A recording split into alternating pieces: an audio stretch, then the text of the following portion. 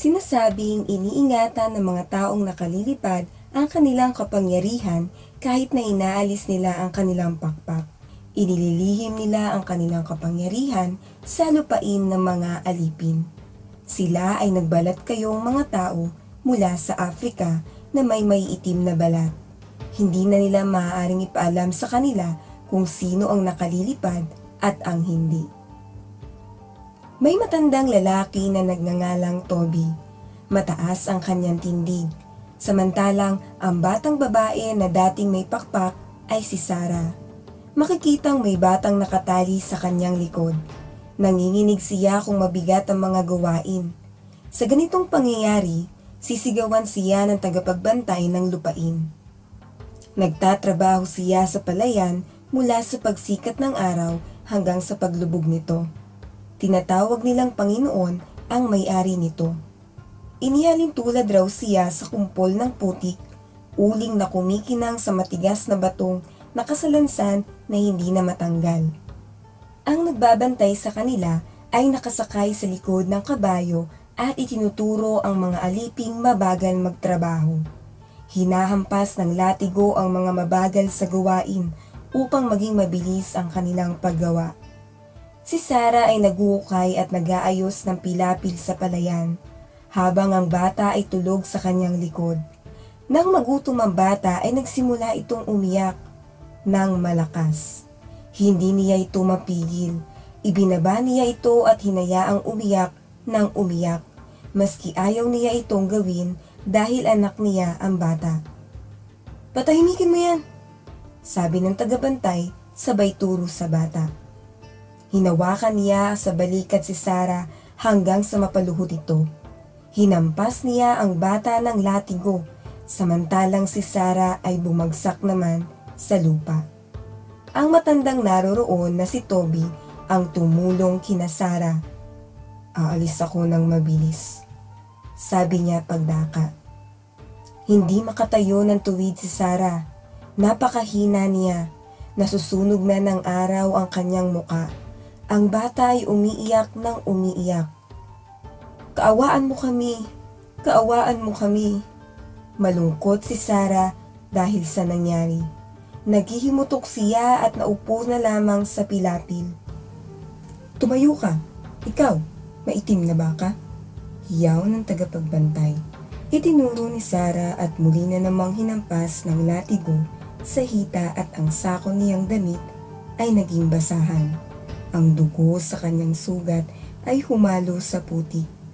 Hindi siya makatayo. Nandoon si Toby, ngunit kahit isa ay walang makatulong sa kanya. "Ngayon na, bago pa mahuli ang lahat." "Sige anak, ngayon na ang panahon," sagot ni Toby. "Humayo ka kung alam mo kung paano ka makaaalis." Kumyale, kumbuba, tambe. At ang salita na may kapangyarihan ang kanilang mabilis na sambit ng pabulong at pabuntong hininga. Tumaas ang isang paa ni Sarah sa hangin. Noong una ay di maayos ang kanyang paglipad na hawak-hawak ng mahigpit ang kanyang anak.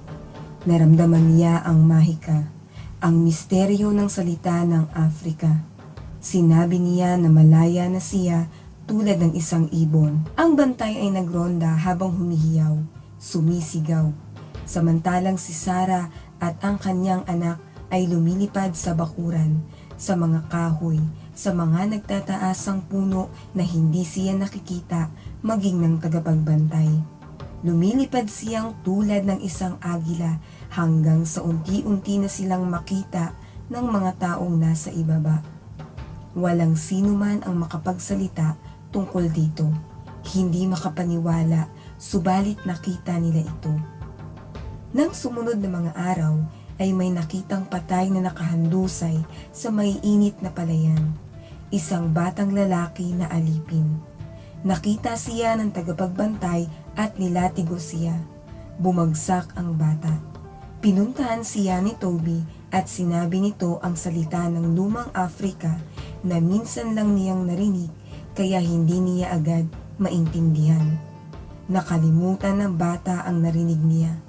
Nagtungo si Toby at muling naibulong sa bata. Nakuha niya ang tamang salita. Nagpagulong-gulong siya sa hangin. Pansamantala siyang nakalipad at siya ay ilinuyan sa mainit na simoy ng hangin at muli siyang nakalipad. Iba-iba pa ang bumagsak dahil sa init. Naroon lagi si Toby. Umiiyak siya sa nakikita niyang bumabagsak at nandiyan siya upang iabot ang kanyang kamay. Kum yali kum tambe. Pabulong niyang sabi at muli na naman silang nakalipad at pumailan lang sa hangin. Ang isang lumilipad ay maitim at may makislap na tungkod habang sila ay nasa taas ng ulo ng tagapagbantay. Dumako sila sa pilapil, sa palayan, sa bakuran at sa batis na dinadaluyan ng tubig. "Bihagi ng matanda," sabi ng tagapagbantay. Narinig ko siyang sinabi ang mahiwagang salita. "Bihagin siya." Samantala, may isang tumatawag. Nakuha na ng tagapagbantay ang kanyang latigo upang itali si Toby. Kinuha niya ang kanyang baril upang patayin ang negrong si Toby. Natawa lang si Toby. Lumingon siya at ang sabi,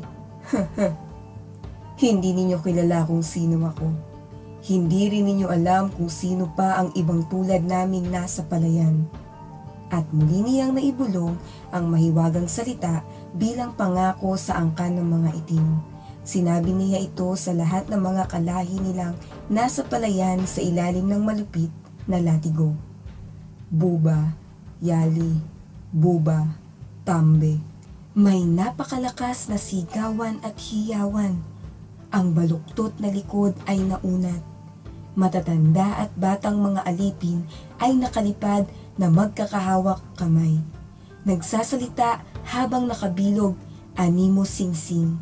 Umaawit pero hindi sila magkakahalo. Hindi pala sila umaawit. Sila ay lumilipad sa hangin. Langkay-langkay na animo mga ibong tumatakip sa asul na kalangitan. May itim na anino. Hindi na mahalaga kung sila ay nakalilipad ng napakataas. Tanaw nila ang plantasyon, ang taniman, paalis sa lupain ng mga alipin. Lumilipad sila patungo sa kanilang kalayaan. Kasabay nilang lumilipad si Toby at sila ay iniingatan nito. Hindi siya umiiyak, hindi siya tumatawa, siya ay tagagabay. Nakita niya sa taniman ang mga katutubong alipin na naghihintay kung sila ay makalilipad na tulad nila. "Isama ninyo kami sa paglipad," kanilang wika, pero sila'y natatakot sumigaw. Hindi na nila nahintay na sila ay maturuang lumipad. Naghintay ng pagkakataon na makatakbo. "Paalam," ang sabi na matandang tumatawag na si Toby. "Kausapin mo sila, ulilang kaluluwa."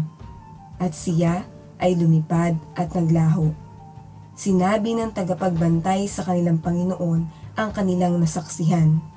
"Ito ay isang kasinungalingan, gawa lamang ng liwanag."